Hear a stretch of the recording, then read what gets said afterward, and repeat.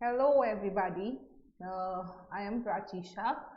I am a practicing company secretary by profession. I have also completed my LLM. So basically, I am a person who practices in company law. So, and my LLM also was in company law only. Apart from that, I have told you, I am a practicing company secretary. So what you are doing right now, I have done this like years ago. Okay, so of course my this was in Companies Act 1956. Basically my studies was 1956, but my practice, whatever I have done, my internship, my practice, everything was under Companies Act 2013. Okay, so far I am practicing under Companies Act 2013. So it's been 10 years of my practice. Training, yes, it's been 7th year of me teaching. I also train two students who are doing management. That is, I deal with strategic management also along with company laws, labor laws. So I deal with such things which affect your day in day out business. Okay, so students have regularly asked me that, ma'am, where is the combination of SM and law? Then my only answer was, we deal with people who do business. Okay, so one should know what is business apart from knowing what is law. So that's the reason I feel SM has helped me a lot over there. And of course law, our genre, from years we've been into this, so anything and everything which is associated to a company, we all know about it. Now you guys have completed your foundation level, or I should say your basic starting level, and here we've met for the inter thing. Okay, so I feel that there are few things which you guys already know. Okay, and here whatever we are doing, some couple of topics that we will see are just like, brushing up of the things which we are all aware about. Okay, so this the starting chapter wherein they are telling you that how are you supposed to select a business, or what are different types of organizations, be it sole proprietorship, partnership. So which are the various types of structures for any person who wants to start a business. So you being a CS, what will you do when your client comes to you and he asks your advice that, sir, I have so and so money, I want to start a business, I want to do so and so. So you being a CS, you always should know what are the various types of business and how you are supposed to select that what exactly you want to do. You want to start a sole proprietorship, whether you want to do partnership, whether you want to do a company form of business, or you want to start up with one new thing like LLP, OPC. So everything we know. Okay, a layman, a person who has money, who has knowledge, but he will knowledge or understanding of business, but he will not know the legalities of business. Okay, that's when the role of company secretary comes into picture. So here we people, we should know what a client is expecting from us, and we have to guide them basically. Okay, but yes, see, if you do not want to take too much of risk, okay, or you do not want your personal assets to be involved, or maybe you are okay to do everything on your own, you want to go on all the risk, you want to give up whatever you have for your business, then what is suitable for you? Okay, so this chapter is basically a little brush up of what we have done in past. Okay, so ऐसा कुछ भी नहीं है जहाँ हमको नहीं पता होगा, maybe little things which we have forgotten here and there, उसका खाली एक revision होगा, and certain things would be which you guys know, but maybe we've not spoken about that. Okay, so a comparatively simpler, or I should say introduction chapter to our CSEET, that is setting up of business. Okay, so here in this particular whole syllabus, we'll be talking about everything, that is how are we supposed to start up this first selection of business, types of entities that we have, how are you supposed to register them, okay, with the respective authorities. Then apart from that, in case if you want to convert from suppose private to public, or maybe partnership to private limited. So what are the protocols for that? Okay, after that we'll be talking about certain legal aspects, certain things which are necessary for your business. So what is your memorandum, how are you supposed to draft it, what are the types of capitals? So all basically introduction of your company law. Apart from that, we'll be talking about labor laws. Okay, so industries who attract, or the provisions of labor law. So what are the Factories Act, what are the Minimum Compensation Act, what are the Industrial Acts, Disputes Act, okay, pension, gratuity. So all those things which will affect any industry, okay, all that things are part of your syllabus. Okay, so this is one wholesome chapter which is giving you a briefing of what a CS actually has to know. Okay, basically what is his area, what is his profile. Of course, when you go into company laws and all, it will be more detailed, direct, or wo sab padhoge once you're into final, how you apply those acts. All these things are part of your syllabus. But here we'll be talking about all the borderlines, how your company law ke aas paas kya kya hai, kaisa hai, what all things are there. So this particular subject, okay, one being very important subject, is preparing you guys for your future. Okay, so you being CS, your future would be in company law, and this particular act or this particular subject is preparing you for that. So what is business, how do you select one business, how do you set up a business, what do you want to do, what are the things you will take into consideration, okay, while deciding which business to go, what is your object, how much money do you have, how much control you want in your business. So all these things we will have to analyze, and after that we select one business. Okay, so before considering the factors for selecting any business, we will first see which all types of businesses are there and how exactly they differ from each other. Okay, so in each of the types would have their own pros, own cons. So depending on the suitability of one individual, they will select which particular line they want to start. Okay, so with this, let's see what is there in your syllabus. And one very important thing, guys, whatever I teach, okay, it will be 100% from your institute's material. See, ideally how it happens, kids have this issue that ma'am, if they ask something from here, something from there, okay, we've not read about it, we've not spoken about it. This happens with so many of you. Okay, so I have one habit that whatever material you get from institute, I teach exclusively from there. Whatever supporting notes are needed or whatever supporting exercises has to be done, I will give it to you along with the syllabus. मतलब जो भी है, जहाँ जहाँ कुछ add करना है, will ask you to write something here or there, that all will be there. But we all will do everything from the module itself. And trust me, if you attend all the classes, or maybe if you go through the recording of all the classes that I have recorded so far, you will never face any problem in this subject. Each line will be read, will be explained. So nowhere there will be something wherein you will feel ke ye ma'am ne nahi padhaya, ya we've not spoken or we've not seen anything about it.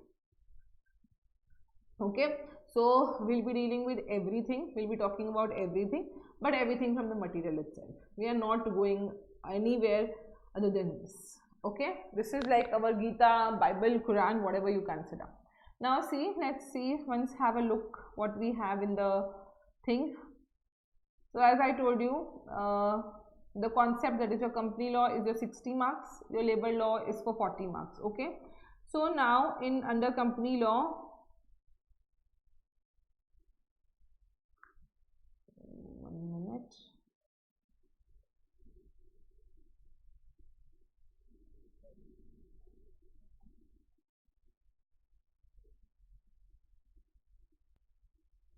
okay, so this is what we are going to study. So setting up of business, industrial and labor laws. So here your basic setting up of business would be your 60 marks syllabus. So here we'll be talking about which type of business you should enter into. Basically corporate entities, what all types of corporate entities do you have, like private, public, section 8 company, producer company, public company, foreign company. So all this would be there. And what are the registration procedures? Okay, so basically your incorporation documents, how do you register those entities? So all this we will study. Apart from that, what is LLP? As I told you, in your Companies Act 1956, this particular topic was not there. So your OPCs and your LLPs are something which is completely new. Okay, LLP of course is governed by LLP Act 2008.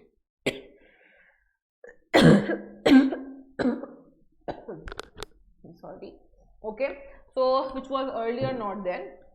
Then we will talk about what are the startups, how ideally it are happening, how do you register them.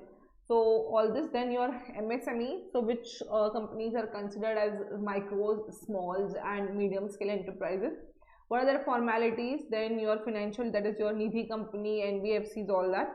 Then various initial registration like your PAN 10 registration, GST registration. If it is a shop, then shop establishment tax.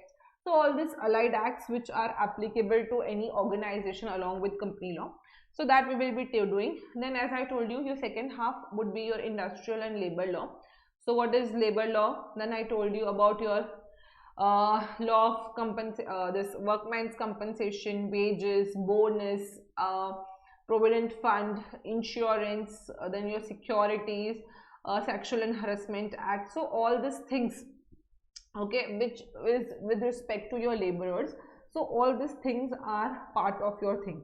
So your company law will tell you about the details of all your companies, whereas setting up a business will talk about which business you want to do, okay, and what are the registration requirements and what are the initial requirements that you will have to cope up while you are setting up of any business. Okay, so under this, our first topic of course is talking about what do you mean by business organization, how will you select types of business of organizations, and what are the factors that you will consider, okay, while you're setting up a business. Okay, so these are the topics, like if you guys can see properly.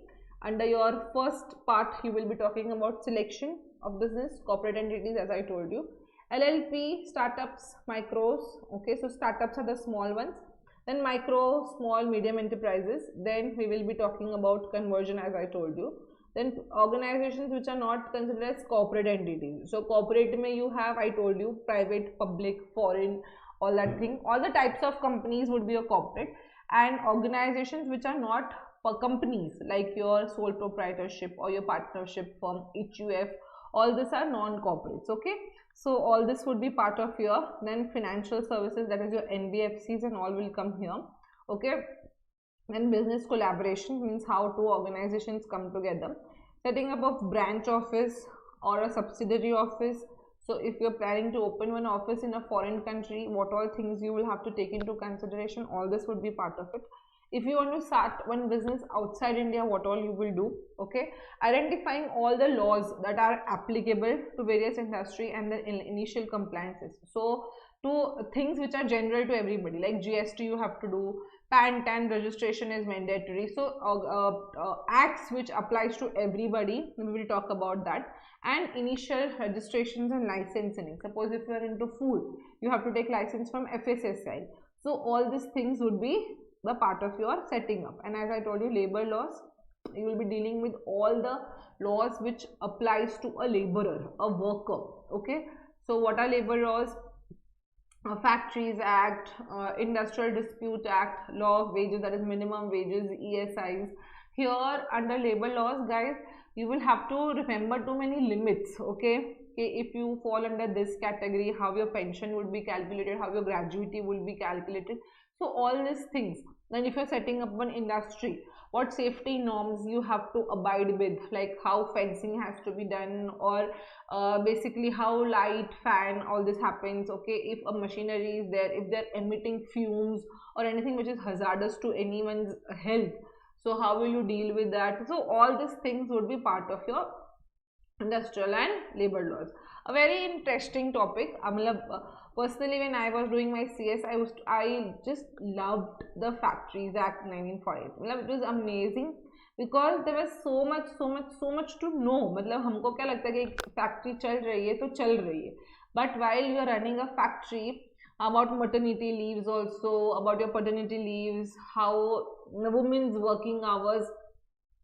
So the framers of law have considered such minute facts and things, okay, before drafting. मतलब हमको लगता है कि ये सभी भी ध्यान रखा था. So a very well drafted thing, though of course very old acts, but still that time also they were done really well. So now we'll be starting with our syllabus, that is selection of business.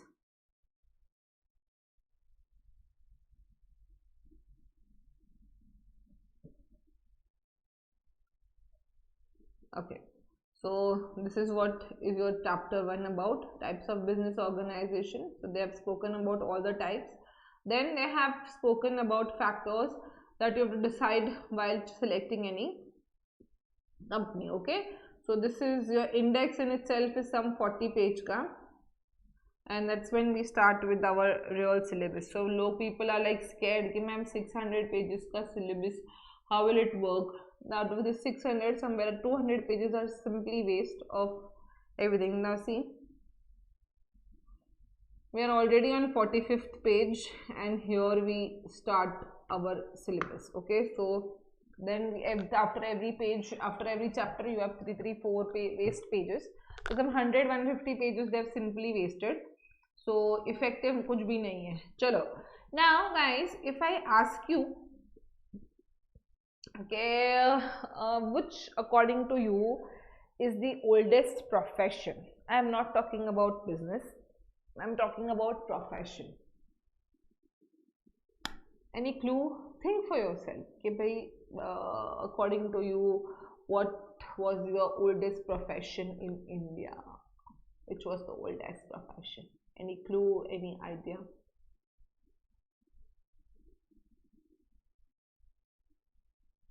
The oldest profession,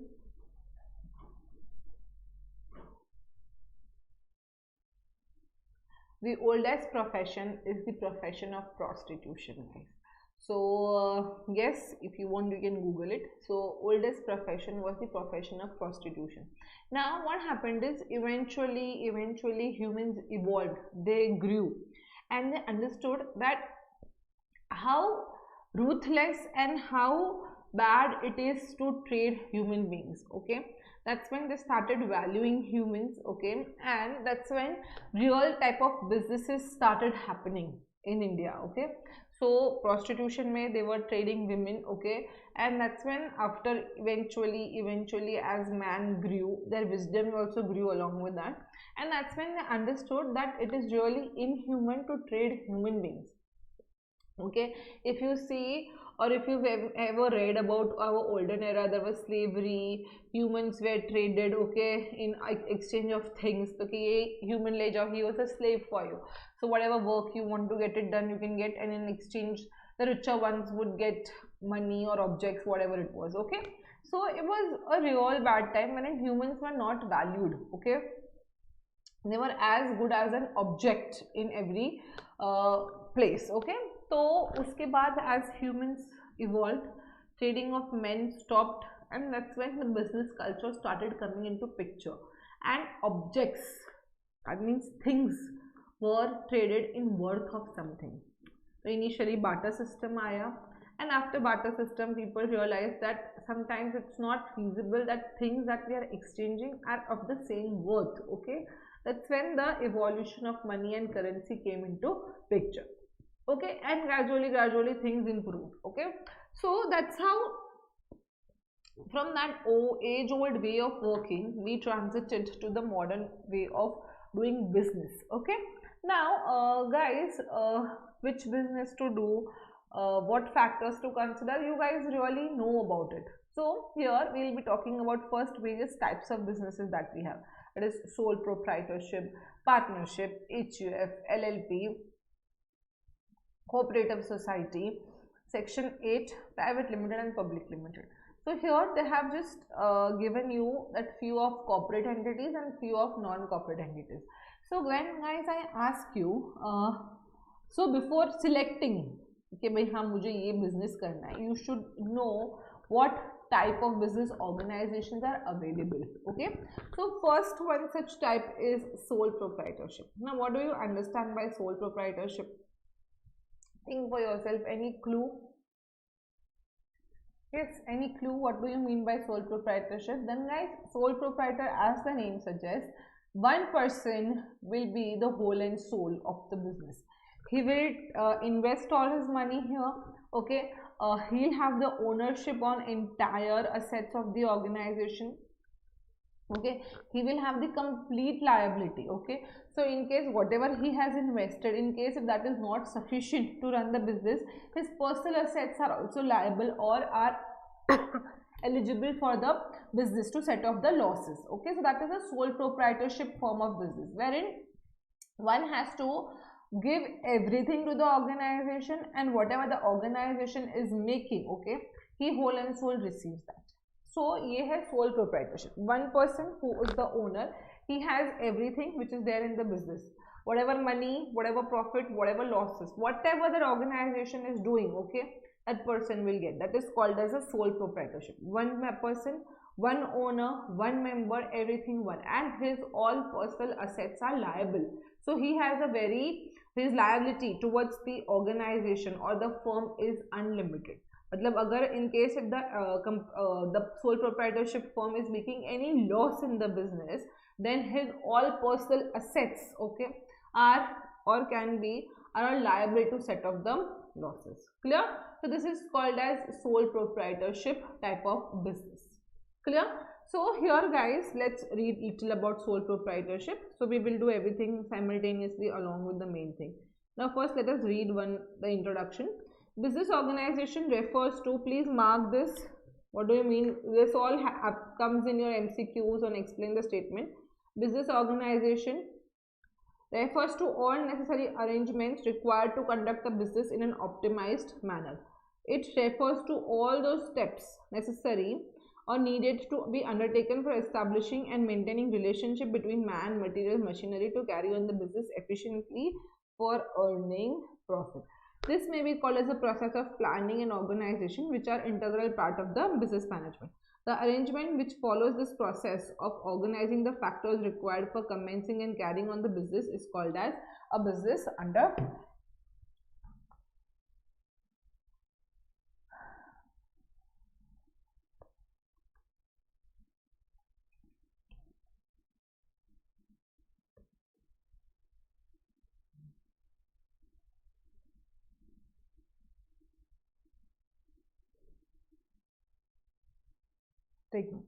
Choosing of, please mark from here, choosing a form of business entity is crucial to successful organization. The choice of business entity will depend on what is this happening, yeah, will depend on an object, nature and size of the business entity, which will be varied on the basis from case to case. Okay, now the main type of business entity in India are ye sab kuch.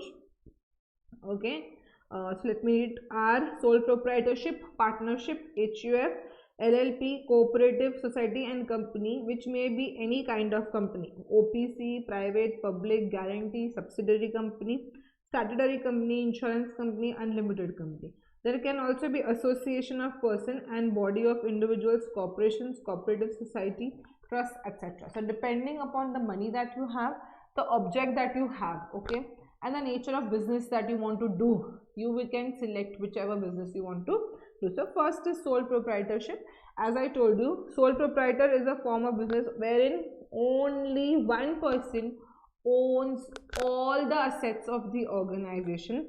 No legal nahi hota hai guys, it is very little. Okay, see, by little, no legal to hota hi nahi. Say for example, you are a sole proprietor and if you have set up one shop, then you will have to make the registration in Shop and Establishment Act.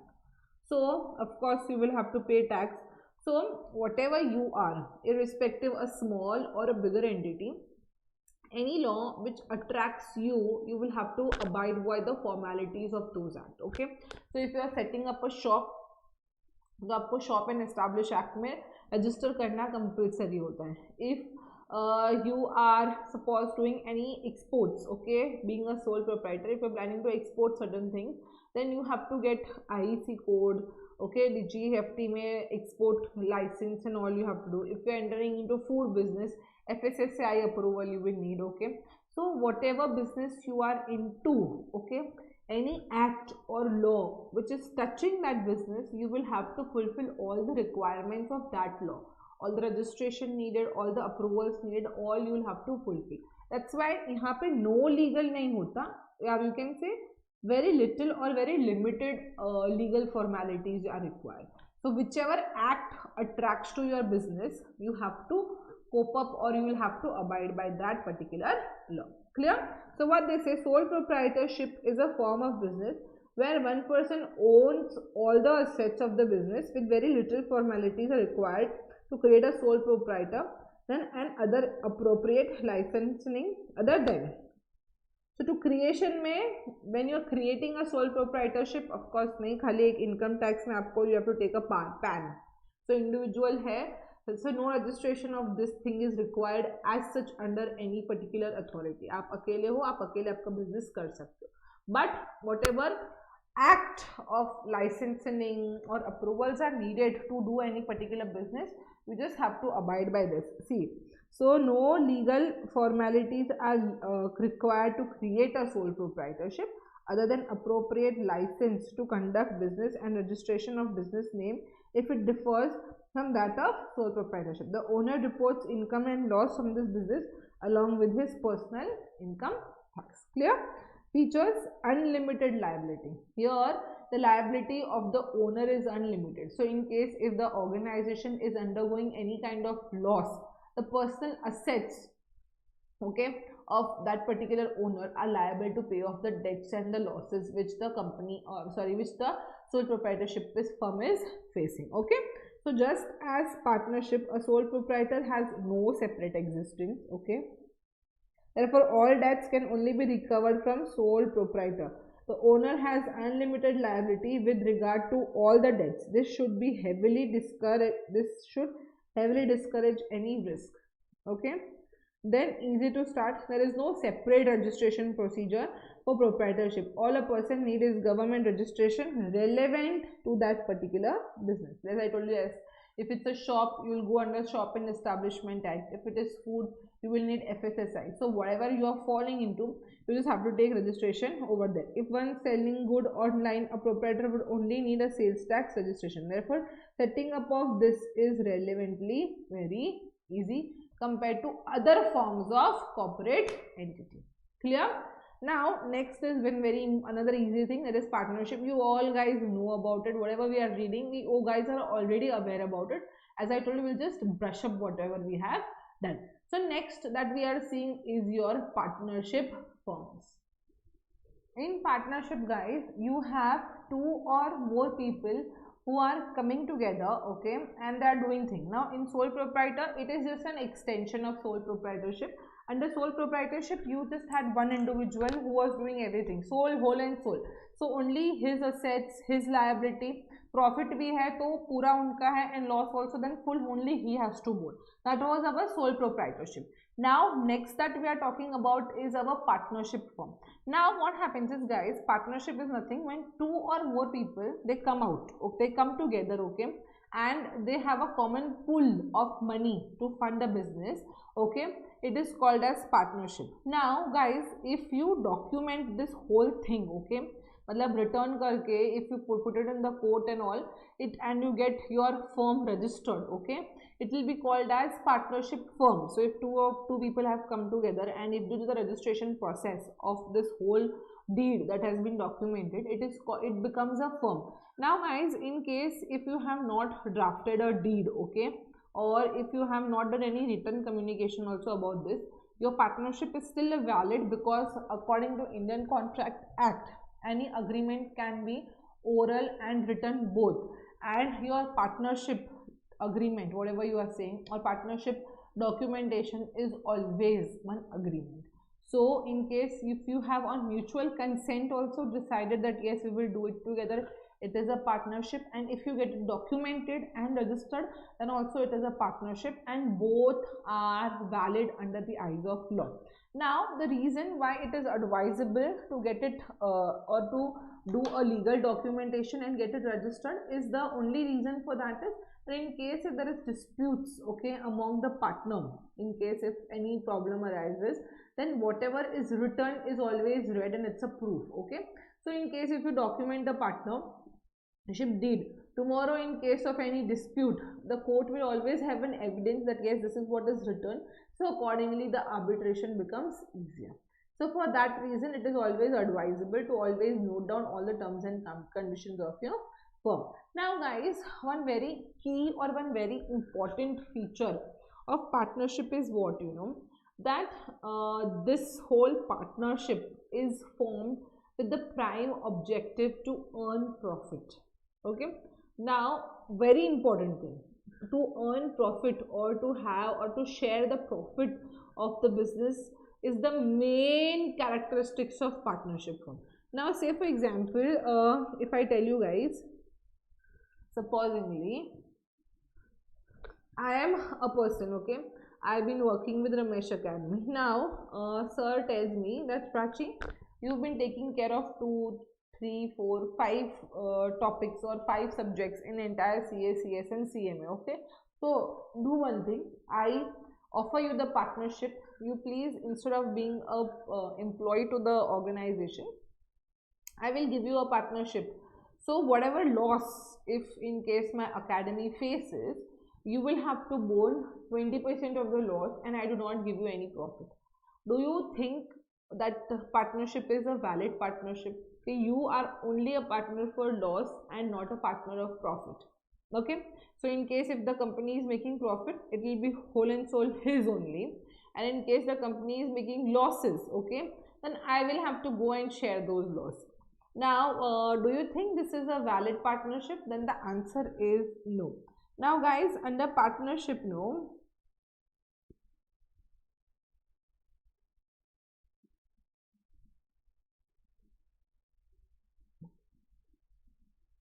okay. Now under partnership, one has the liberty to decide the profit sharing ratio.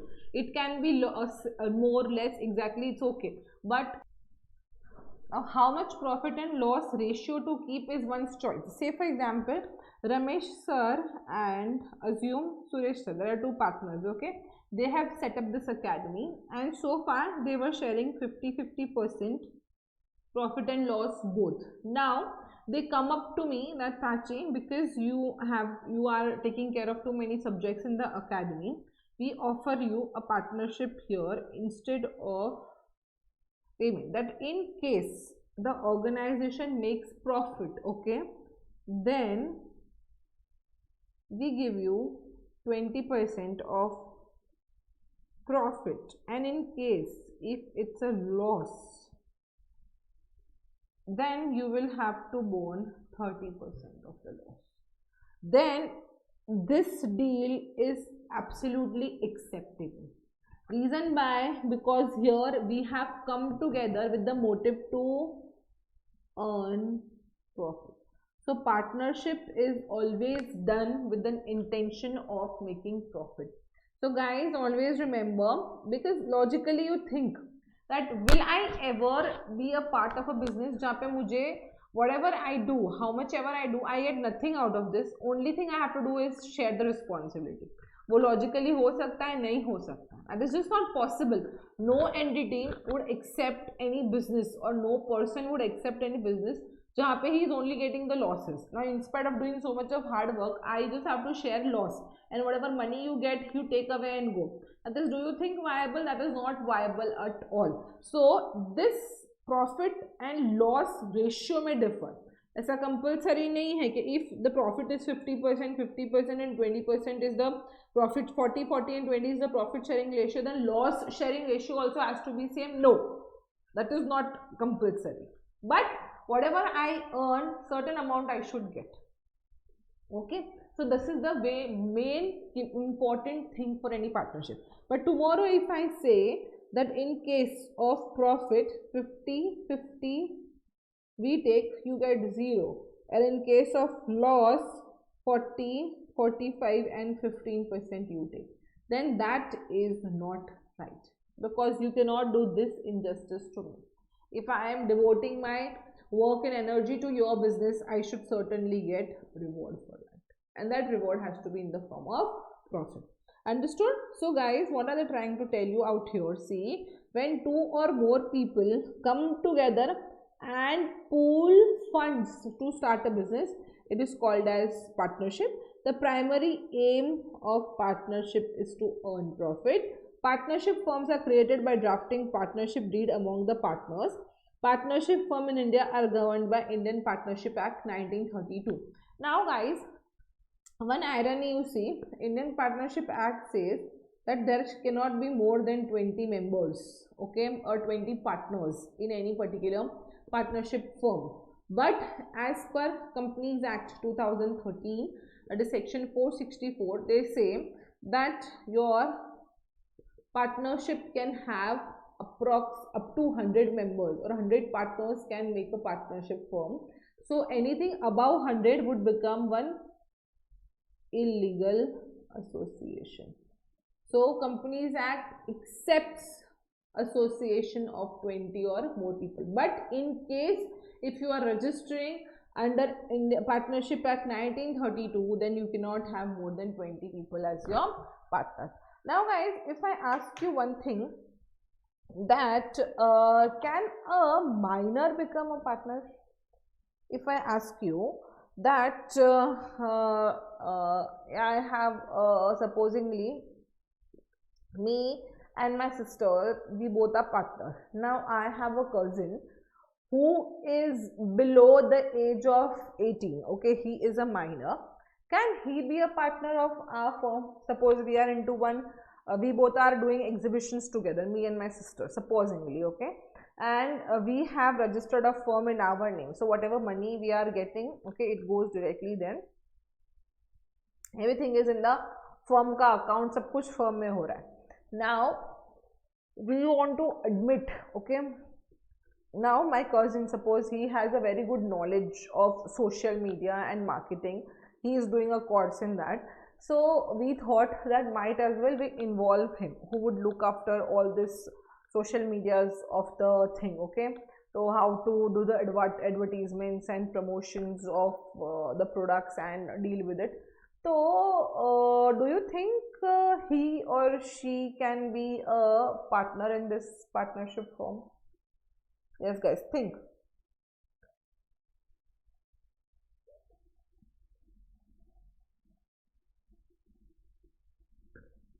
Yes, the answer is yes. Now see on what condition. See that minor can be a partner in the partnership firm.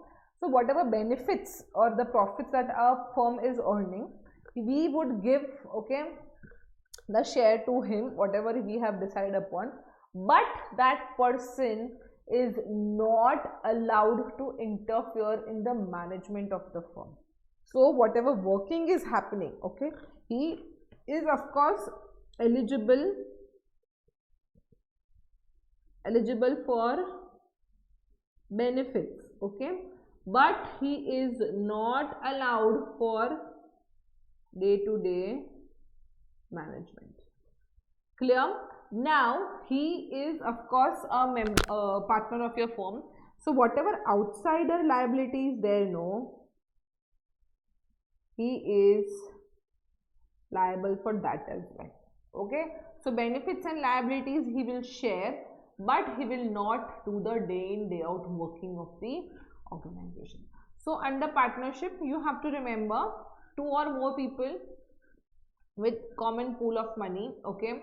Now here the object is to earn profit, that's why the partners would come together. Here the liability of the partners are unlimited, okay. Suppose I have bought in 50,000 for my business, initial contribution we have done. Now tomorrow if the business is making losses, okay, then to set off this outsider liability, my personal assets are also liable.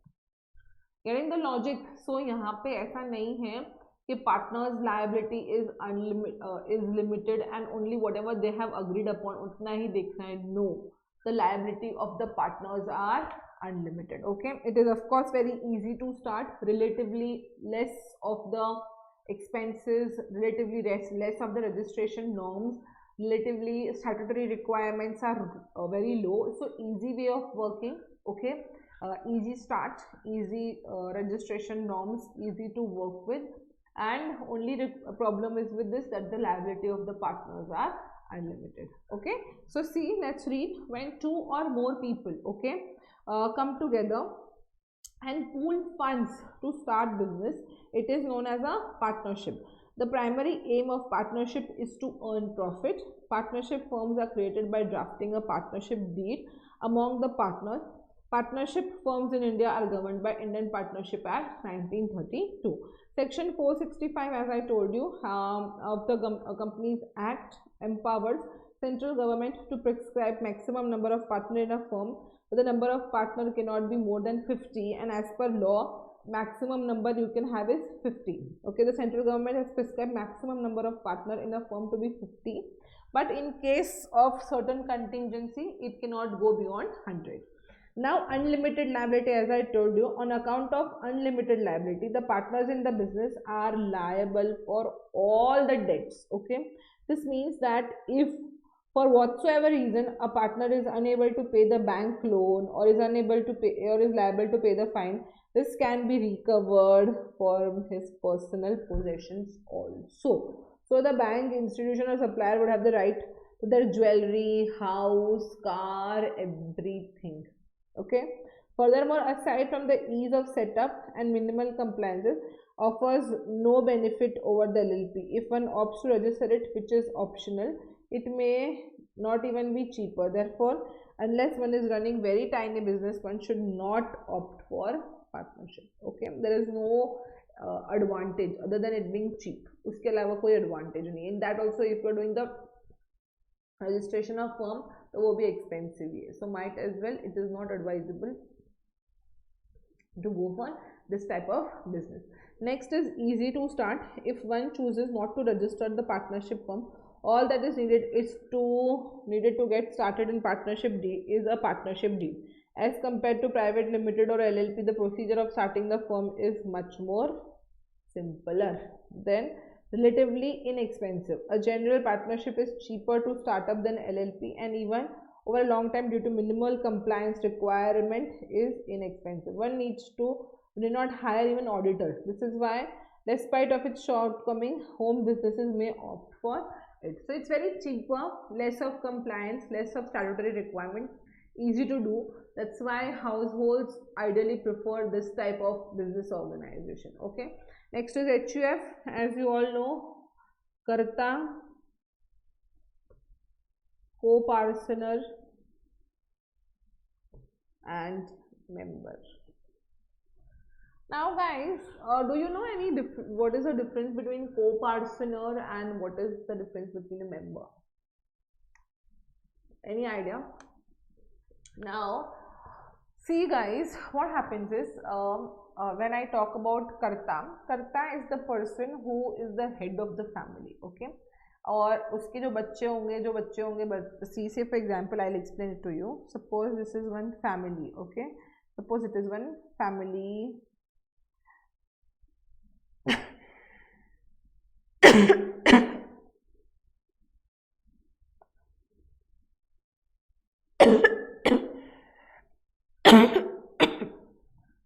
I'm so sorry, I'm a little unwell. I've been coughing so long.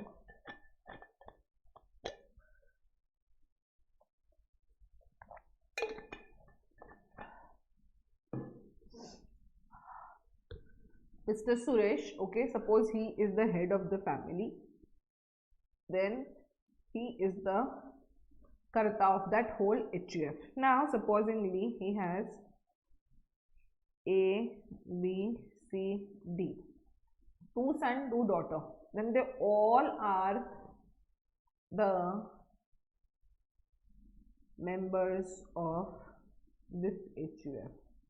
Now, this A gets married to C,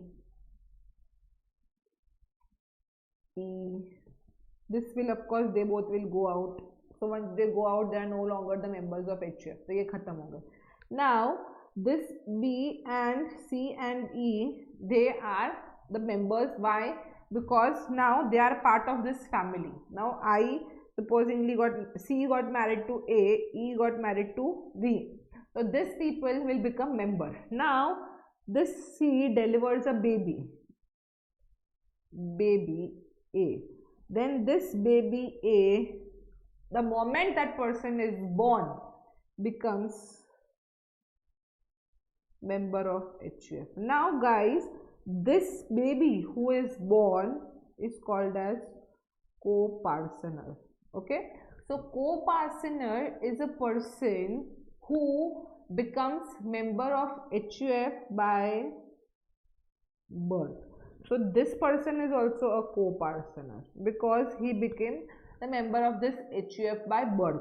But this lady C who got married to A is just a member and not a co-parsoner. Reason being, she became the member of this HUF by marriage and not by birth. Okay, so what is the difference between co-parsoner and member?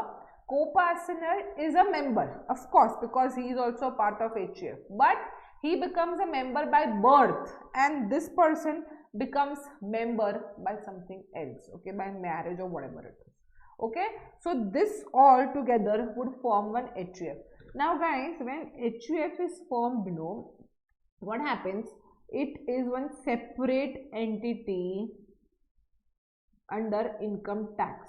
Okay, so whatever assets are there, what we do, we pool all of them, and instead of this all people paying tax on that, if you take it in the name of HUF, you can do the pooling of your assets. Okay, clubbing ho jata hai, and that's where you get tax exemption. Now wherever you study tax, you see how HUF is helpful, but it is one such entity which ideally are formed. Okay, and this is how to reduce the tax implications. HUFs are formed. So Hindu undivided family, so family में जैसे जैसे लोग add होते हैं, it becomes growing. So the moment this person gets married, his also own HUF starts. So it's a one very lengthy and complicated process. So once you do your income tax, you will get a clearer opinion or a clarity on this particular topic. So abhi hamare liye what is there is only this much. HUF can, a family can come together and form an HUF. HUF is taxed separately from its member. One can save taxes by creating a family unit and pooling in assets from HUF. HUF has its own PAN and all the files are different in income tax. There should be at least 2 male members in the family to form HUF. They should inherit the ancestral property. All the members enjoy this property and have equal share in the property. Thus, any child taking birth in that family becomes the member of HUF. There is no requirement or agreement. Suppose if I am born in a family, I do not have to make an agreement with my father that yes, because I am born, I am a co-parsoner, please make me a member of this. वो कोई ज़रूरत नहीं है. Okay, so a relatively very simpler form of business, which is in Hindus may you will find all this happening. For tax purpose, ideally HUFs are made. Now something very interesting we are studying, that is LLP. Now guys, if you have observed partnership, there are two huge disadvantage of partnership we were talking about. One is the liability is unlimited. Matlab, in case if the firm is making any losses, okay, the personal assets of the partners are liable to set off the losses. And second is about the life of partnership. Supposingly if the partner dies, okay, so pura partnership firm dissolve ho jata hai till the time you find a new partner, and it becomes too difficult to continue the business. Okay, so because in the partnership firm deed itself it says okay, the moment a person on the death of the partner, the firm gets dissolved. तो ये दो बहुत बड़े drawbacks हैं. Apart from that, the pros are, it is very simple, less registration norms are required. Okay, easy working. So what happened was, So these are all the benefits of partnership. Simple, less of regulations, easy working, fast हो रहा था. Many statutory requirements are not there. Okay, by law के audit करवाना ही है या registration करवाना ही है. So it is a simpler form of business entity. Now, everybody or people who are doing partnership, they had a thing that what if we set up, or if law, okay, by law, if there is one such entity which has benefits also of LLP, of partnership, and which removes the drawbacks also of partnership. If there is one such entity, how nice it would be, okay?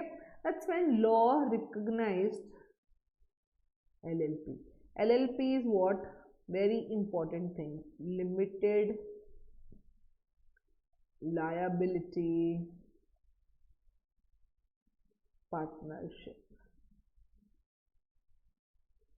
So here what it was under LLP, two people, if you want to start, yes you can, okay, you can come up and set up one entity, okay, which has a simple way of working, less statutory requirement, very easy to go with, hassle free working as it is there in partnership, and which makes the liability of partners only to the extent which they have agreed upon. Yes, in case of losses they will bone this much. तब तक when they have agreed that, मतलब when they have limited their liability. Okay, if I have contributed 5 lakh for this business, my liability is up to 5 lakh only. Means you have limited the liability and your personal assets will not come into picture. So LLP was one such type of arrangement which had benefits of partnership and which removes the drawbacks of partnership. So one हो गया. Now LLP was set up wherein the liability of the partners was made limited. Apart from that, what happens is, like a company, even if one of the partner dies or leaves the firm, the LLP would continue to work. Getting the logic? So this thing I was telling, no, कि उनकी life depends on partners, that also they removed, and they gave them limited liability and perpetual succession. Understood? So till the time you do not strike it off under the books of ROC, this particular thing would be working. So यहाँ पे irrespective, like a company, partner is there or not, designated partner is there or not, the entity is independent from its partners. Understood? So they removed the drawbacks of partnership and they took all the pros of your partnership, and that's when LLP was formed. As per partnership, you have limit of 20 members, okay, but LLP में there is no such limit. So in case if you are one huge entity, okay, like suppose an advertising agency, okay, then 100 से भी ऊपर आपके इसमें members है, it is allowed. Understood? So LLP is completely a new segment जहाँ पे all company law doesn't apply. So anything and everything that you do need not be registered with ROC. One very advantage, its registration with your ROC is way more cheaper.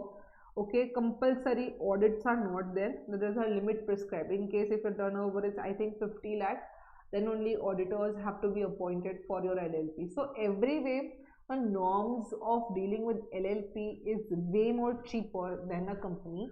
Apart from that, it has all the benefits of partnership also. So it removes the drawbacks of partnership and it takes all the advantage of partnership. So this is how LLP was set. So what they have to say LLP is an alternate corporate entity that provides benefit of LLP of a company but allows its member the flexibility of organizing the internal management on the basis of mutually arrived upon agreement. So whatever has been agreed among the partners, that way the working of the organization. So one deed is drafted and on the basis, so that deed becomes your MOA. तो जो आपने mutually decide किया है कि this is how we will share the profit, this is how we will do the working, this will be our object, here will be the office. So whatever you have decided upon, how you are supposed to work and what all you will do, that way the partnership will work, LLP would work.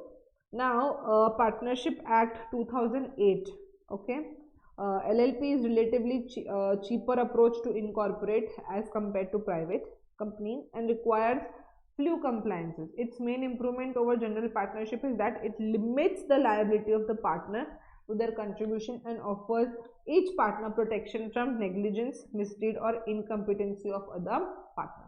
So in case, what happens is ideally in partnership, if one partner is negligent or one partner is not performing well, the whole partnership gets dissolved. So this whole problem or this whole issue of the partnership was waived off through LLP. Okay. So features, see, suitable for non-scalable business. If one is running a business that is unlikely to require equity fund, मतलब it's not a huge business जहाँ पे कि equity involve होनी होगी या you would be needing more of capital.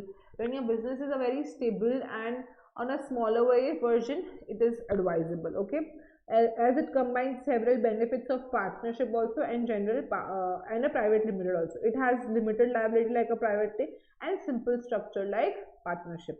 So guys, such type of statements you can expect in your exam. Okay, now in your exam abhi aap CS Inter students you guys are, okay, so do not expect direct questions ke please write features of LLP and come. So here you will have tricky questions, you will have comparisons. So questions like this would be there. And LLP has advantages of private companies and advantages of partnership and private companies both. Please explain. So here you have to explain that like a partnership firm, the structure and working is simpler, and like a partnership, the structure and compliances are simple and cheaper, and the benefits of private limited are also available. Reason being the liability of the partner is limited.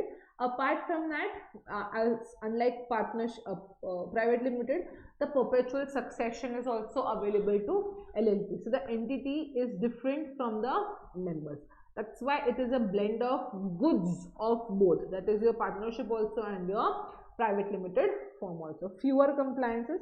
The MC has given some concessions. For example, audit needs to be performed only if the turnover is greater than this much, and contribution is contribution of the partners who are bringing in the capital. If it is more than 25 lakh, that's when statutory audit is required. Whereas furthermore, all the structural changes needs to be communicated to ROC in case of primary, and here it's very minimum. So in a private limited company, whatever a company does, they have to go and report about the same to ROC, but here such requirements are not there. And number of partners, there is no limit on the number of partners there may be in LLP. If one is building a large advertising agency, for example, one need not worry about any cap on the number of partners. Clear? Next is cooperative society, guys. Now we have all heard and seen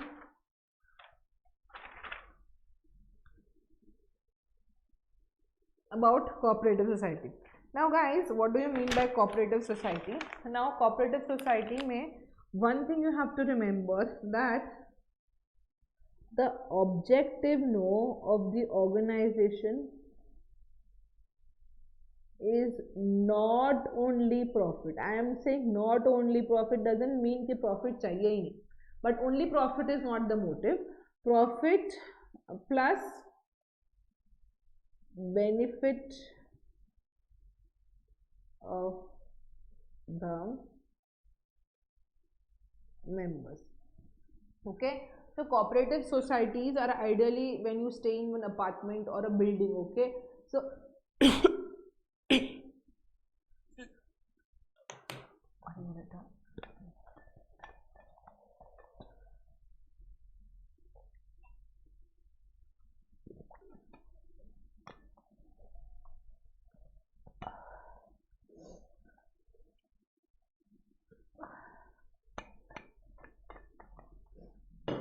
Cooperative society is what? It is a setup, okay, which members together they make a society for the benefit and upliftment of the members of this. So what happens is people would come, okay, they would do something or the other. I'll give you one very good example. If you guys have ever heard about this association called as GTO or GIVO, okay, so ideally how it works, you know, it works for the betterment of Jain community. So Jain people are the members, okay. Now what happens is there will be a group of people who have formed this, okay. Now during the year's course, all the members have to pay some membership fees, okay. So samne they get some advantages, like a couple of programs happen, GTO organizes them for the members, okay. So for example, I have paid 20,000 for a yearly membership of GTO. So every month one program they will have. Sometimes they call upon some motivational speaker, sometimes they organize one show, sometimes they'll call up for some stand-up comedian, sometimes it will be a movie night or a dinner night or something like that, okay. So while doing all this, okay, that is all cultural activities and programs and all for the member, in between throughout the year they organize few events, like they set up one big cooking competition for the members. Now for this they get too many sponsors, okay. Sponsor being big brands, they come and sponsor their products, okay. So unka sponsorship chalta hai, so they give good money to promote their brands and all. So GTO receives such things. Then there are people who give donations also to them, okay, so wo bhi milta hai unko. Now here, so they organize, suppose, this cooking competition. So to enroll in this cooking competition you have to pay certain fees, okay, and whosoever wins gets a prize or something. Now whatever this money is, no, पूरा का पूरा use नहीं होता. Whatever the whole event का costing is not equivalent to the money they have received through participation. There's always more. Apart from that, they have an annual event called as the bridal story, okay. So उसमें bridal story means people who deal into jewelries, okay, people who have all your wedding lehengas and clothes, they also have their stall. Each stall is some 50,000, 80,000. Huge sponsors you get, so it's a huge money making event, that whole bridal story, okay. Now ये सब पैसा जो है, do you think that is not a profit for GTO GIVO? It is, but what do they do with this profit? Of course they don't distribute it, but they use all this money for the benefit of the members of the GTO program. So cooperative societies are exactly like that. What they do, they make a group of people. Say you will see in your societies, in your buildings, okay, all the members, they will form or register something wherein every month you pay the maintenance fees and all. That is the income, okay. फिर उसमें कभी कोई events रखते हैं or whatever, and every member has an equal say. Of course there are few representatives who would lead that cooperative society, but each member of that cooperative society would have an equal say, okay. If I feel this is how it has to be done, it will be done this way. So this is basically to promote education, culture, literature, sports, okay, religion, वो सब purpose के लिए this institutes are formed. Like GTO GIVO, as I'm telling you, it's a cooperative society where all Jain community have come together for all the charitable event. They will do all the cultural program, ultimately for the benefits of the members of that cooperative, and every member has an equal say.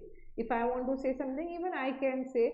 So whatever you are, every member is equal in the eye of a cooperative society. It's a democratic association. Like, see, even Narendra Modi can cast one vote while election, even I can cast one vote. So how we are a democratic country, cooperative societies are also democratic associations. Understood? So see, a cooperative organization is an association of persons, usually limited, usually of limited means, who have voluntarily joined together to achieve a common economic and through the formation of democratically controlled organization, making equitable distribution to the capital required and accepting a fair share of risk and benefits of undertaking. Now, a society is an association of persons united together by mutual consent to deliberate, determine and act jointly for some common purpose. Societies are usually registered for promotion of charitable activities like education, art, religion, culture, music, sports, etc. Clear? Next is your Section 8 company. Under Companies Act 1956, it was Section 25 company. Here it is Section 8 company, NPOs, that is your non-profit organization. Now, if I ask you, Being Human, have you heard of this brand? Being Human, it is a Section 8 company. Section 8 company. It is one non-profit organization, NPO. And if you guys know Salman Khan's brand, it is Being Human. Now, if once I went to the store, okay, of Being Human to shop something for my husband, I was seeing, and supposingly I saw one jacket over there, okay, a good leather jacket. Leather matlab PU leather. I'm not talking about the real leather, it's the artificial leather. The jacket costed 12,000. Now the costing of the jacket won't be even 1,500. Okay, so including all the retail chains, process, packing, everything, they were making profit of 10,000 on that particular jacket. Then why do you think this particular organizations are called as non-profit organizations? Have you ever thought of this? Why is Being Human considered as NPO?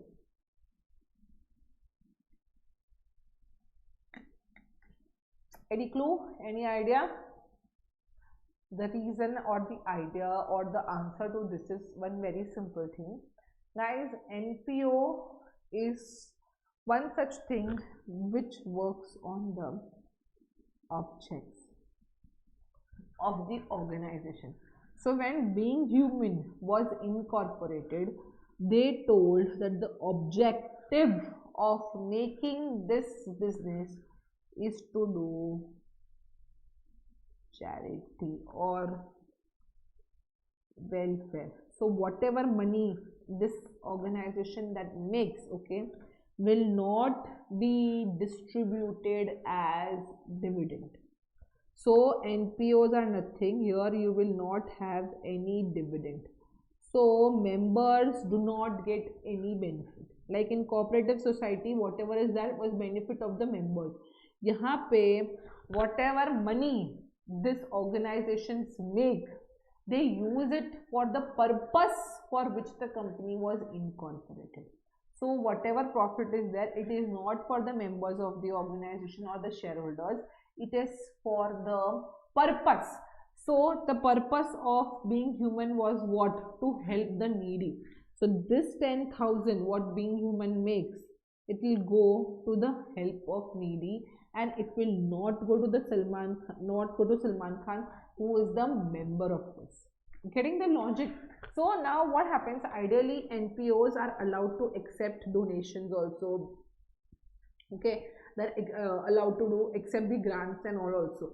But how much will someone give? Okay, so ये NPO को चलाना है, that is to promote maybe art, science, commerce, charity, help the needy, religion, whatever it is. Okay, in such type of non-commercial purpose के लिए, when you set up any organization and the object is not to make money, okay, but the object is to run or to do justice to the object for which the organization is set up, that's when it is called as NPOs. Okay, so members will not get any benefits, members will not get any dividend out of this organization. Logically, are you getting it? So Section 8 is a company established for promoting commerce, arts, science, sports, education, research, social welfare, religion, charity, protection of environment, or any such object, provided profit, if any, or any other income is applied only for promoting the object and no dividend is paid to its member. Logically understood? So Section 8 are registered under Companies Act, as we know. It is formed, very important guys, it is formed to promote art, science, culture, literature, welfare, charity, okay, charity, protection of environment or any such object. Profit are only applied in promoting the objects. It prohibits, restricts, nahi, completely banned. You cannot give dividends. This is not for members. This is just for the object for which the organization is set up. Charity hai, welfare hai, or whatever it is. Okay. The name of the company can be incorporated without using the word limited or private limited as the case may be. Ideally, if any company is set up, if it's a private limited, you have to write Prachi Shah Private Limited, or if it's a limited, Prachi Limited Company. But Section 8s are not required to do so. There is no requirement of minimum paid up capital, and flexibility of administration is there. So ideally, under private it is minimum 1 lakh, public it is minimum 5 lakh. वो सब minimum capital requirements are not applicable to Section 8 company. Okay, and the administration also little relaxed norms from company laws are applicable on Section 8 company. Now next is your OPC. Now guys, when we were doing sole proprietorship, I told you that sole person, okay, he is the owner also, and he is liable of everything also. Okay, so he has everything, जो भी है सब उसका है. If he is making money, it's his. If he is doing loss, then also his loss, and he has to cope up or nullify the losses by paying from his personal assets also. Okay, so that was the sole proprietorship. Now what happens is, guys, because of this, that is, his liability was unlimited, people, though they didn't want to share their thing, they couldn't do sole proprietor. Reason being, the owner's liability was unlimited. Okay, that's why OPC, one person company, where there is only one member but there can be more than 2 directors.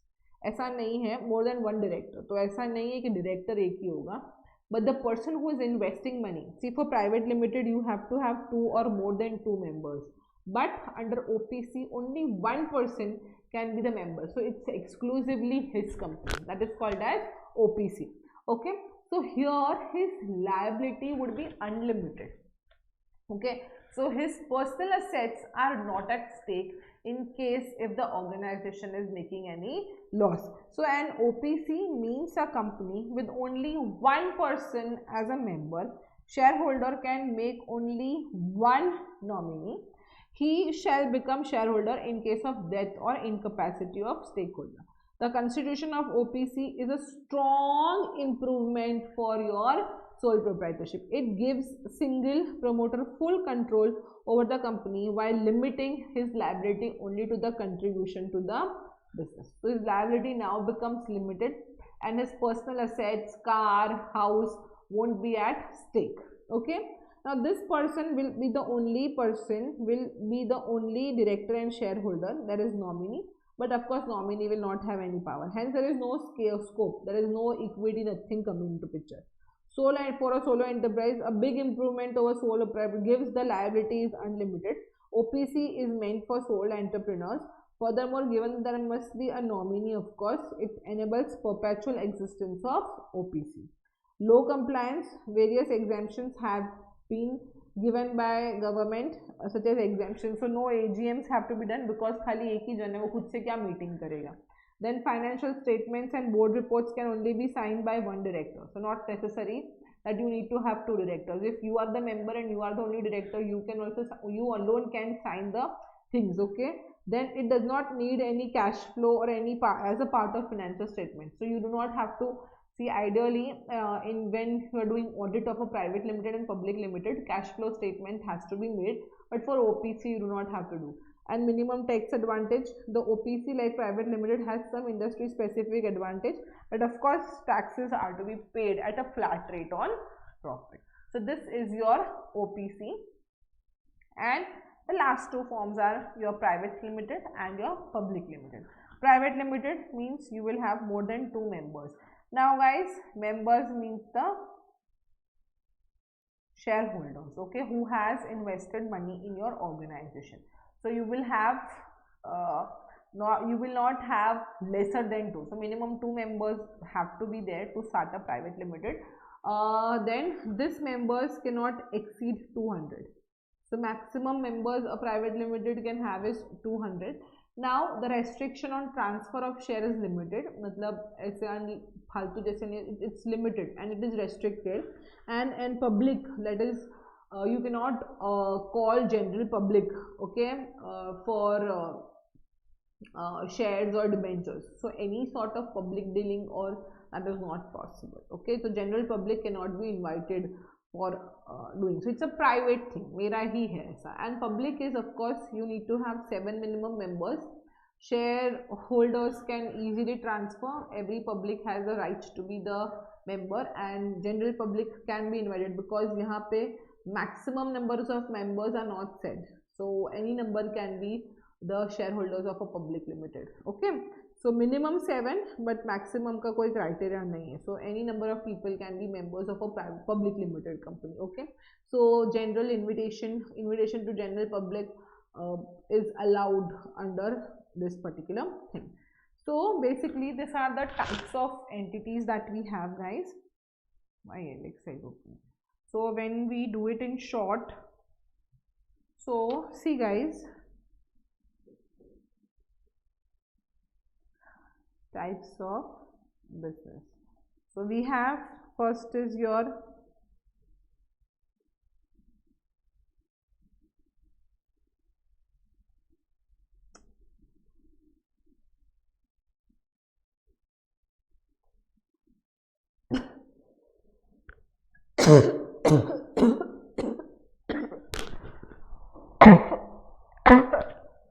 first is your sole proprietor. So you have to remember one person, okay, complete ownership,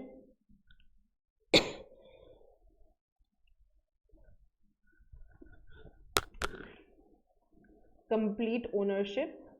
You can write down, note this down because this is just for a quick reference. One person only, okay, complete ownership and unlimited liability.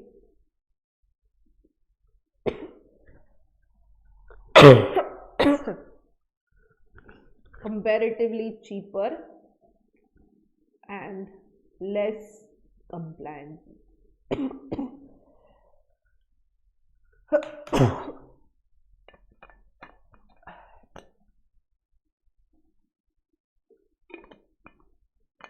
Okay, this is your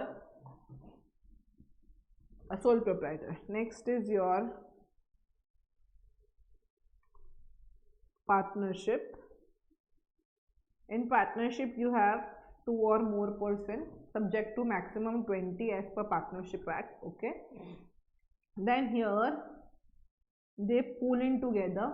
Okay, partnership में ये again unlimited liability, cheap, less compliance, okay, and documented things. So whatever terms and conditions you have agreed upon, you have to document that. Then after that you have is your HUF. So your members of family will form HUF. Okay, then next is your cooperative society. So here this is set up for benefit of members. Profit is not the only motive. Okay, so this is your this. Then of course your LLP.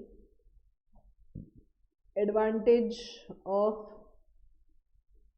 partnership and removes drawbacks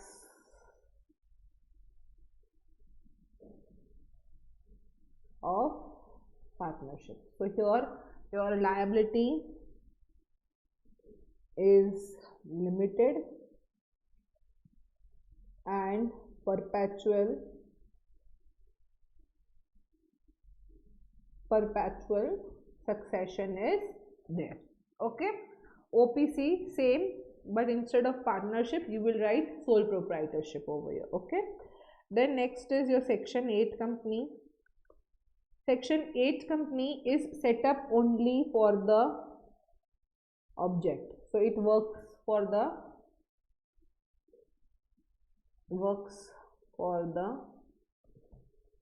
object of the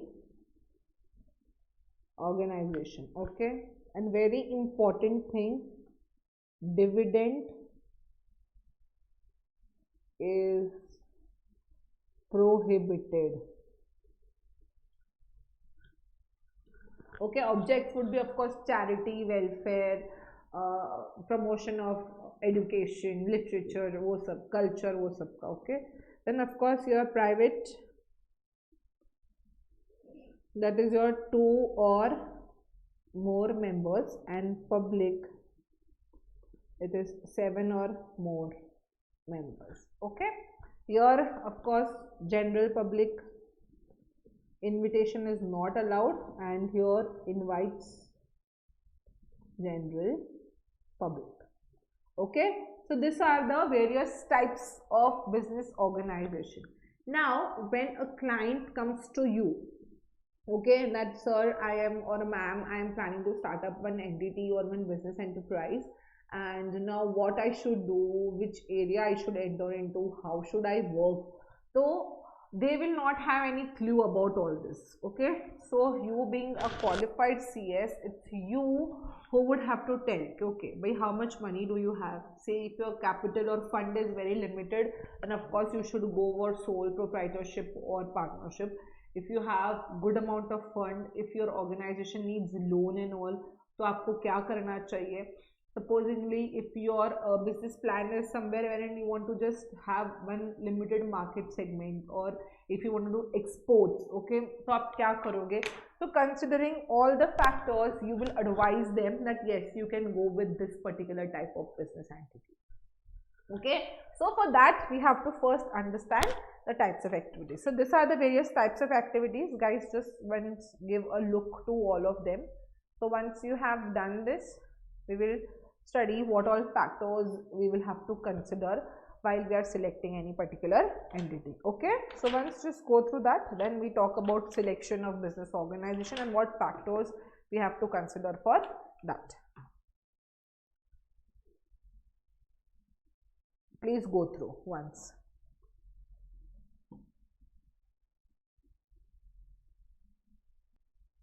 Yeah, so now that you have seen the various types of business activities, let us talk. I hope guys we are going like, because these are the starting lectures, I don't want to rush more, and I am taking enough time to talk in detail about all the topics, whatever is there. We all know about it, yet I didn't want to hurry ke आपको OPC पता है, आपको ये पता है, ये पता है. I didn't want to do that. Okay. That's why I was going little slow to make you guys understand everything, and because this is the foundation for you guys for your company law, so I don't want to do anything wrong on that. That's why we will take our time, we will do it slowly. Maybe we will do 2 more recordings, but we will not hurry anywhere. Okay. Now guys, how do you select? As I told you, selection procedure mein also you have to take various factors into consideration. So we will talk how, on what basis the selection of entity depends. Let's talk about it. See what they say. See, essentially company could either be private company, public company. Public could be listed, unlisted. A person must sit down and consider all the advantages and disadvantages of all and each type of entity before choosing one. Reason being, once you set up something, it of course acquires a cost. Say for example, if I am doing a partnership, the partnership deed banao, registration karao, all that, I'll open a bank account, I will deposit money. So all this requires a procedure. Okay. So if you don't consider all this, whatever you have done goes into waste. One number. Number 2, okay, cost of course is a factor. Other than that, conversion. Say for example, if I set up a private limited and now I want to convert that into a private limited company. Okay, partnership say I want to go to private limited, so that also requires too much of hassle. Apart from that, say for example, if I have set up a private limited and now I feel कि नहीं, I cannot do so much of compliance, might as well I do a partnership. So जो striking of procedures, closure, that also takes too much of time and cost. Okay, so whatever type of business you want to do, you have to consider all the pros and cons. Okay, this much money I have, this is how I have been operating. So imagine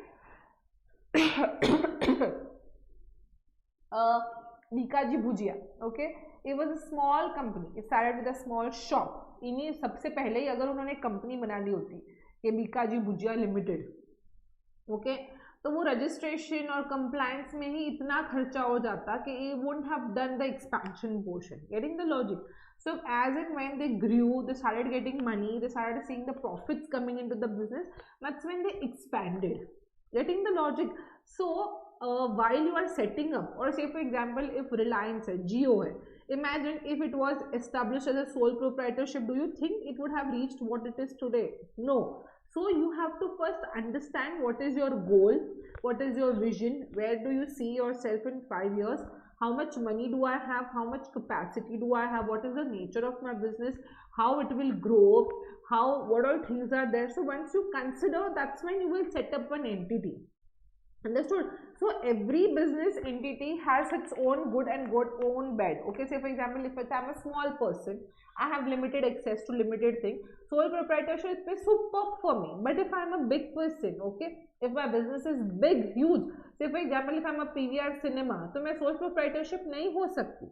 Getting the logic? So you have to see what you are dealing into, and what is your goal towards for your business, and that's when you have to decide. Because see, switching the type of business entity is also very expensive, time consuming and tedious process.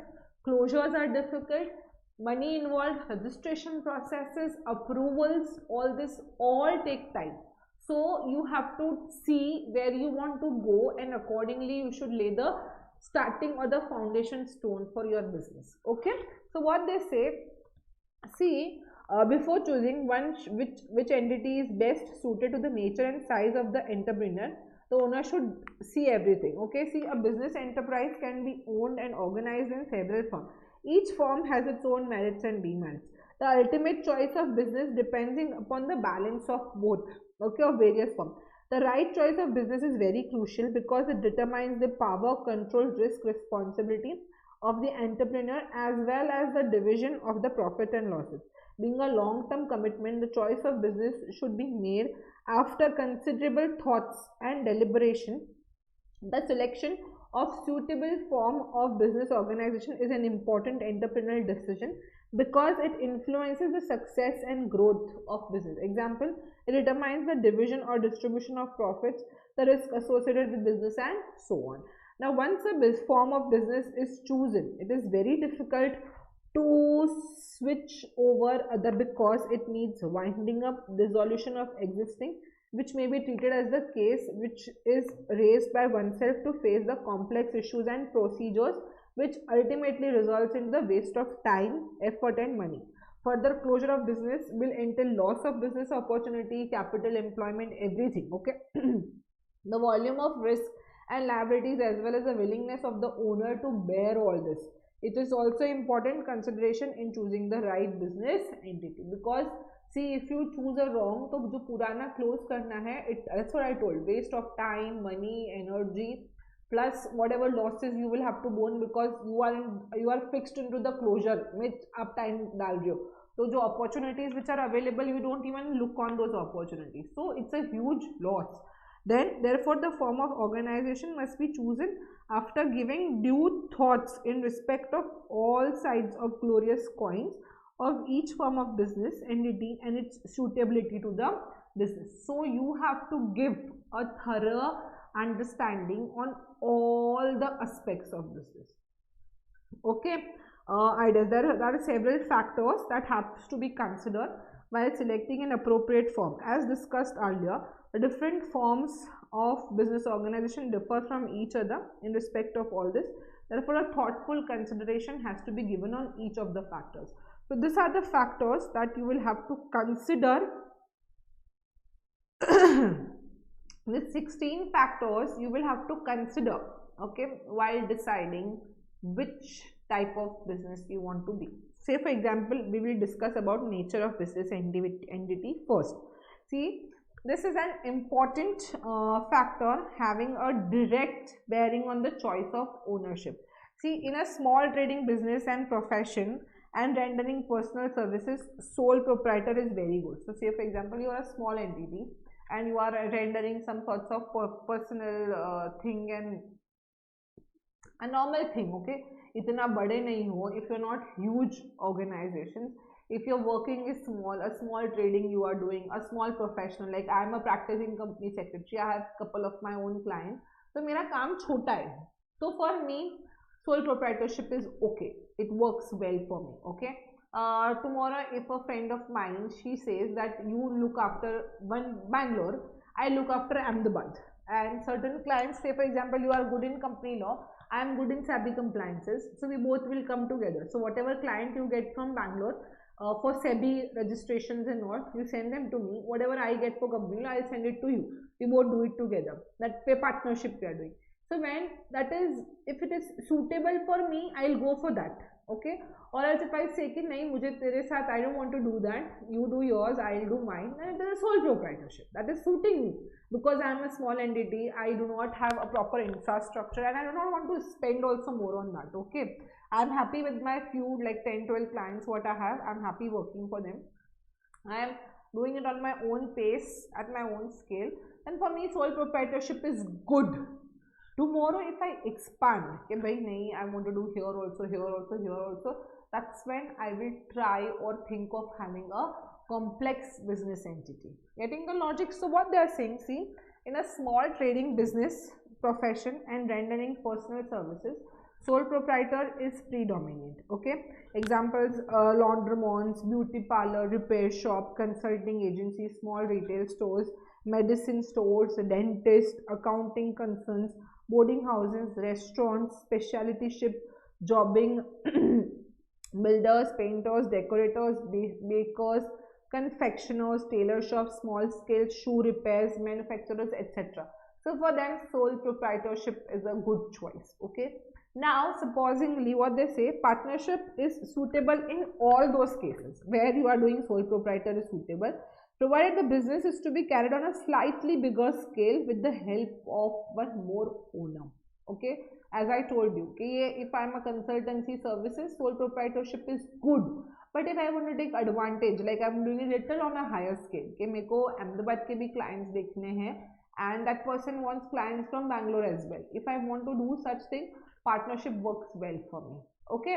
So what they say, like I've recently, if you, I'll just give you my own example, I am doing sole proprietorship ke basis pe only I am doing everything. Now recently I have got couple of clients who ask for audit. Okay, do you have any CA who does all these things? Because I did the registration and all of that company. तो उन्होंने मेरे को audit services के लिए पूछा. Now I have a friend, okay, who is a auditor for one of my client company. Now I do not have any idea of that audit field, वो मेरा काम नहीं है. So what I did was, I told that person, if I get you clients, okay, for audit, whatever is your audit fees, whatever you charge, that is up to you. Whatever audit का जितना भी हो रहा है, उसका 20% is my fees, because I am referring clients to you. If you are okay with that, because you are making 80% money from that person, and me, just by referring clients, I get 20%. So he was okay with that. Then that type of partnership we are doing. Here we are earning profit. Okay. So now here, when I am going little on a higher scale, from CS field, I am literally doing CA का भी thing. क्या ये भी काम कर लेती हूँ, ये भी कर लेती हूँ. Referral का, I'll take commission business. So when you want to do a little more than what you were doing in sole proprietor, partnership firm works well for you. Understood logically? So here I am alone, I was doing so far. Now I am taking help of someone else apart from me. That's when I will switch to partnership type of organization. Clear? So partnership सब में चलता है. If I want to do restaurant, I want to open a cafe, I want to do a salon, I want to do decoration, सब में चलेगा. Okay, so first you have to check is the nature of your business. So what kind of business you are into.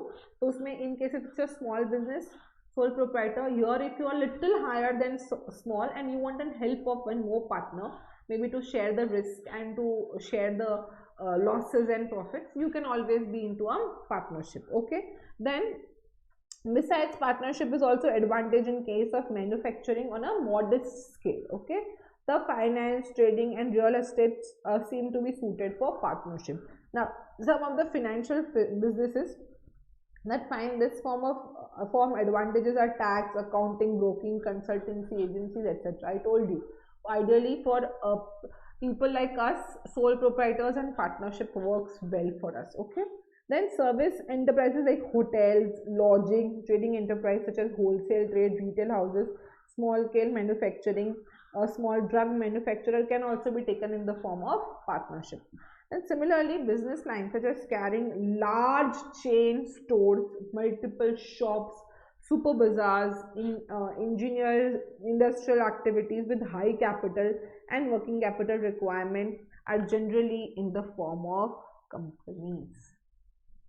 Okay, where the person intending to start a business wish to launch a business organization clothed with a legal entity and in corporate form with the feature of having the sole ownership and control, OPC is also suitable. OPC is a new concept and a hybrid of sole proprietor and company form of both. As I told you, advantages of company, that is unlimited liability and perpetual succession is available, whereas simpler structures of sole proprietorship is also available. An alternate form, this is LLP has, you know, gained too much of popularity of late. People, because working in LLP is simpler, मतलब me and my partner, we both have the terms that we have agreed upon. Okay, so it is the way we want to. हमारा कोई MOA नहीं है. We do not have any standard format of working. We work on our own terms and conditions. Okay, so that has been drafted. Less compliance, comparatively simpler, cheaper, and the advantage of a company, that is unlimited liability, perpetual succession, that is also available. That's why LLP is gaining too much of advantage now. So in what they are saying, an alternate form of organization where two or more people are involved in starting the business organization is LLP under LLP Act 2008. Such entities have gained popularity nowadays. A major advantage of such entities is that liability of LLP lies with the entity and does not fall on individual partners like partnership firm. Okay, in LLP, the liability of partner is limited to the extent of contribution, except in case of intentional fraud. Of course, that is always there, or omission. What is the stake? What is at stake for the partner is what he has put into the business along with his personal guarantee. OPC, LLP, limited company exists as a separate business entity in the eyes of law, and this creates a wall between personal assets of the investor and that of the business. Thus, in this form of business organization, the personal property of the owner is protected, and this gives the owner ability to build the business credit, get loans and raise capitals. So in case if your business requires more money, you can raise it through equity. Okay, you can also get loans because you are a corporate entity now. You can raise capital through credits, business credits, and are also available because you are a corporate entity. So this way the advantages are also associated to the corporate form of entity. So what they are saying, that in case if you are setting up of any business entity, you have to first see the nature of the business. So in case if your organization is small, working is limited, when you are doing a smaller scale business, sole proprietorship. Now if you want advantage of two people, okay, partnership goes. In case if you have big industrial houses, huge manufacturing person, multiple stores operating in multiple area, if you are a huge big organization, of course a corporate entity, that is a private limited or a public limited form, is advisable for you. Now under private or public also, you have to see whether you want to raise, or the equity or the money requirement is so much, okay, you will need it from general public at large. So whether you want to get listed on portals तो आप listed public company बन सकते हो. If you do not want, you feel whatever is the number of people that you have in your organization, that much fund is enough for you, you can become unlisted. So depending on the type of business you are into, your entity would be there. Now of late many of the professionals have set up LLPs. Reason being that yes, we have agreed to certain amount of contribution in the organization and we will bond that. Apart from that, our personal assets won't be liable for that. Okay, so many restaurants, many service industries have now become LLPs. Reason being this only, that they have advantage of LLP, simpler structures, and plus the benefit of limited liability partnership of a company also. Clear? So this is your nature of business. So this is the first factor. Second, you have to see is the scale of operation. Now the second factors that affects the form of business organization is the scale of operation. If the scale of operation business activity is small, like बहुत कम level पे, that is the scalability, मतलब how big you want to produce, इतना सारा करना है कि छोटा business करना है. Okay, so in case if the scale of your organization is small, say for example in the Bangalore itself, in a limited area only I am operating, so sole proprietor is good. But if my business is big, huge, then I have to go for company form. If the scale of operation is modest, it's not too much or too small, LLPs and partnership. And of course, if it is large, of company's advantages. For instance, in accordance with the provision of MSME, you have to see a micro enterprise where the investment in plant and machinery is not exceeding 1 crore and turnover is not exceeding 5, you are a micro. Small ke liye machinery 10 and turnover 50, and for a medium machinery 50 crores and your thing. So in case if your organization is medium enterprise, I always advise you will be a company. If this, it will be LLP or partnership, and this it will be sole proprietorship. So what is the scalability of your organization? Depending upon that, you will form a business entity. The scale of business operation depends on the size of market area you serve, as I told you, whether you want to only be in Bombay or you want to be outside Bombay, you want to be in whole of India, globally, what you want to do. So how much market you want to access, one. Second, depends upon the size of demands of goods and services. So how much is the demand of your goods and services, second factor. If the market area is very small, local, sole or partnership, if the demand and it's very high, it's like growing, booming, like Dukaji, how it started with a small thing, sole proprietorship, your Haldiram small, ek Kolkata mein chota sa namkeen ka dukan, scalability increased. So from proprietorship, they became company form, company said became public said became a listed entity. Getting the logic? So this is how the scalability means how much or how big are you, depending upon that also the selection or the choices of entities would depend. Okay, now I think this is what we are ending up with the time. This capital requirements and all we'll be discussing in the next recording. So this is it for today's session, guys. Today we have spoken about that while if I'm setting up a business, okay, which business entity should I be, whether I should be a sole proprietorship, whether I should be a partnership, HUF, LLP, whether I should be a private limited or public limited, what I should be. So for that you will have to first know what all options are available. That's what your client will come to you for. Okay, bhai, I have this much money, I am planning to do so and so business, what should I do? So here you will have to consider all those 16 factors, and considering them, you will have to advise them that yes, you can go for sole proprietorship or maybe you can go for LLP. Then he will come and ask you, sir, what is LLP? Then you should know what is LLP. That's why we have studied various types of business entities, what are all of them, and which entity an individual will set up. For that you will have to consider all those factors. Okay, those 16 factors you will have to consider, and it will give you a correct or a clear picture that yes, one can go with so and so business entity. Clear? So this is what we have done for our today's session. I hope you have a full clarity on what is sole proprietorship, what is partnership, what is HUF, what is a cooperative society, what is LLP, what are section 8 company, what is OPC, what is LLP, and private and public. And we have considered two factors, that is the nature of the business, so what exactly business you are planning to do, and second is the scalability. So say for example, if you are doing a huge massive manufacturing business, okay, then of course company, but if you are doing a small amount of manufacturing, then of course LLP. So depending on how much, what is your business, that is the nature of your business, and scalability means which market you are addressing, how huge you are doing, depending on that also the selection or the choice of your business entity would differ. I hope this is clear, whatever we have done so far. In tomorrow's session, we'll be completing this chapter and we shall start with our chapter 2. That is, we'll see tomorrow in the next recording. Okay. I hope everyone was clear. I hope you all enjoyed the session. Thank you all guys. See you all in the next recording. Bye. Thank you.